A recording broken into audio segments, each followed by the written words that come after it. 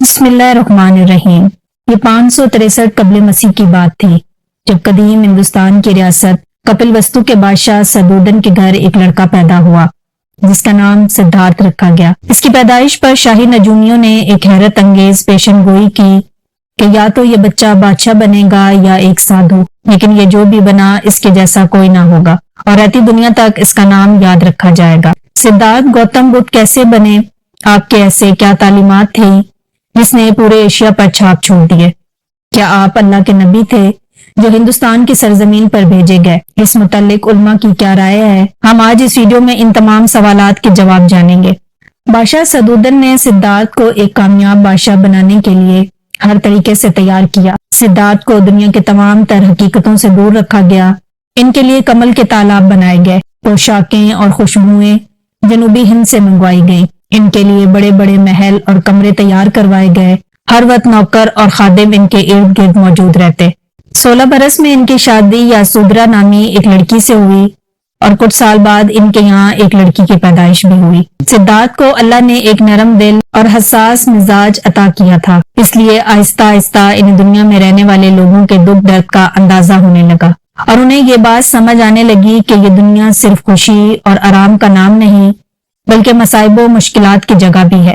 ایک دن سدھارتھ نے ایک خواب دیکھا کہ ایک بوڑھا جو چل پھر نہیں سکتا وہ سدھارتھ کو آواز دیتا ہے کہ ایک دن تو بھی اسی طرح بوڑھا اور بے بس ہو جائے گا۔ پھر سدھارتھ نے دیکھا کہ ایک شخص بیمار ہے اور درد سے چیخ رہا ہے۔ وہ بوڑھا کہتا ہے کہ تو بھی ایک دن اسی طرح درد سے چیخے گا۔ پھر ایک دن سدھارتھ نے خواب دیکھا کہ ایک مردہ زمین پر پڑا ہے اور وہی بوڑھا آواز دیتا ہے کہ تو بھی ایک دن اسی طرح مر جائے گا۔ اس خواب نے سدھارتھ کے دل و دماغ میں ایک انقلاب برپا کر دیا۔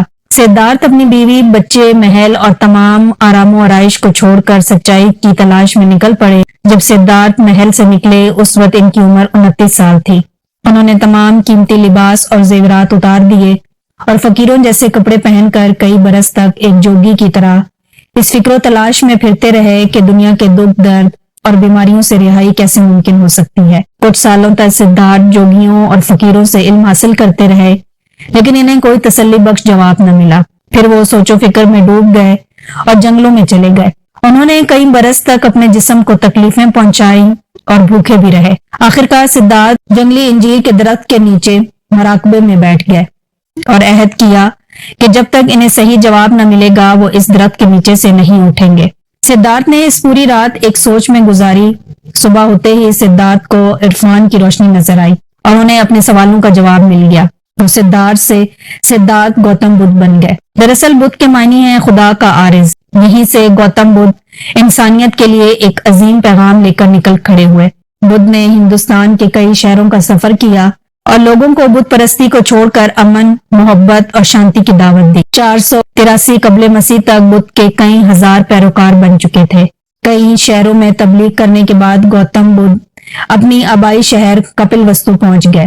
وہاں آپ کے بوڑھے والد، بیوی، بیٹے اور رعایا نے آپ کا آواز سنا اور آپ کے پیروکار بن گئے۔ عام طور سے بتایا جاتا ہے کہ گوتم بدھ کی تعلیمات میں خدا کا تصور نہیں ہے، لیکن ایسا نہیں ہے۔ بدھ کی کتاب میں خدا کا تصور بھی ملتا ہے اور آخری نبی حضرت محمد صلی اللہ علیہ وسلم کا ذکر بھی موجود ہے۔ بدھ اپنے خطبوں میں کہتے ہیں کہ میں آخری بدھا نہیں ہوں بلکہ ایک وقت میں ایک اور بدھا اس دھرتی پر آئیں گے۔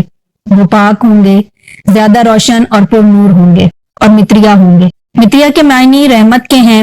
ابتدا میں گوتم بدھ کی تعلیمات خالص توحید پر مبنی تھی جس میں سماج کے ہر طریقے کو برابری کا حق دیا گیا تھا۔ چھوت اچھوت اور اونچ نیچ کے طبقے کا کوئی تصور نہیں تھا۔ اس لیے بدھ مذہب ہندوستان میں بہت تیزی سے پھیلا اور ہندوستان سے نکل کر نیپال، چین، جاپان، برما اور تھائی لینڈ پہنچ گیا۔ آہستہ آہستہ برہمنوں نے بدھ مذہب کی کامیابی کو دیکھتے ہوئے گوتم بدھ کو وشنو کا اوتار قرار دے کر ان کی مورتیاں بنوا دی اور جگہ جگہ پر ان کے مندر تعمیر کروائے۔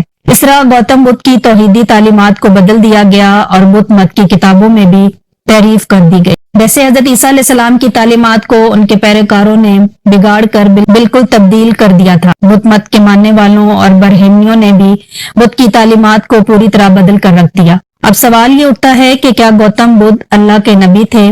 قرآن پاک میں اللہ رب العزت نے ارشاد فرمایا ہے کہ ہر قوم کی طرف رسول بھیجے گئے لہٰذا یہ بات صاف ہے کہ دنیا کے ہر ممالک اور اقوام کی طرف رسول بھیجے گئے، خواہ وہ عرب ہوں، اسرائیلی ہوں، افریقی ہوں، مصری ہوں یا ہندوستانی قوم ہوں۔ قرآن مجید میں پیغمبروں کے ساتھ ذوالکفل نامی ایک ہستی کا تذکرہ 2 جگہ بیان ہوا ہے۔ محدثین و علماء کی رائے یہ ہے کہ یہ ذوالکفل علیہ السلام خدا کے برگزیدہ نبی تھے اور انہیں ایک قوم کی ہدایت کے لیے مابعوث کیا گیا تھا۔ لہٰذا بر صغیر کے چند محققین نے سدھارتھ گوتم بدھ کو ہی ذوالکفل قرار دیا ہے۔ چونکہ بدھ کے دارالسلطنت کا نام کپل وستو تھا، جس کا عربی تلفظ کفل ہوگا، اور عربی میں لفظ ذو، مالک اور صاحب کے لیے استعمال ہوتا ہے، اس لیے یہاں کپل کے مالک اور بادشاہ کے لیے ذوالکفل کہا گیا ہے۔ اس کے علاوہ سورۃ التین میں اللہ نے ارشاد فرمایا کہ قسم ہے انجیر کی اور زیتون کی اور طور سینا کی اور اس امن والے شہر کی کہ بے شک ہم نے انسانوں کو احسن تقویم پر خلق فرمایا۔ مفسرین اس آیت کی تفسیر میں لکھتے ہیں کہ اکثر علماء اس بات پر متفق ہیں کہ اس آیت میں امن والے شہر سے مراد مکہ، کوہ سینا سے مراد موسیٰ علیہ السلام سے منسوب سینائی پہاڑ اور زیتون سے حضرت عیسیٰ علیہ السلام کے جبل زیتون کی طرف اشارہ ہے، اور جہاں تک انجیر کا تعلق ہے تو اس کا اشارہ جنگلی انجیر کے درخت کی طرف ہے جہاں گوتم بدھ کو نروان حاصل ہوا تھا۔ لیکن یہ تمام باتیں محض رائے اور اندازوں پر مبنی ہیں۔ گوتم بدھ واقعی نبی تھے یا نہیں، سوائے اللہ کے اور کوئی نہیں جانتا۔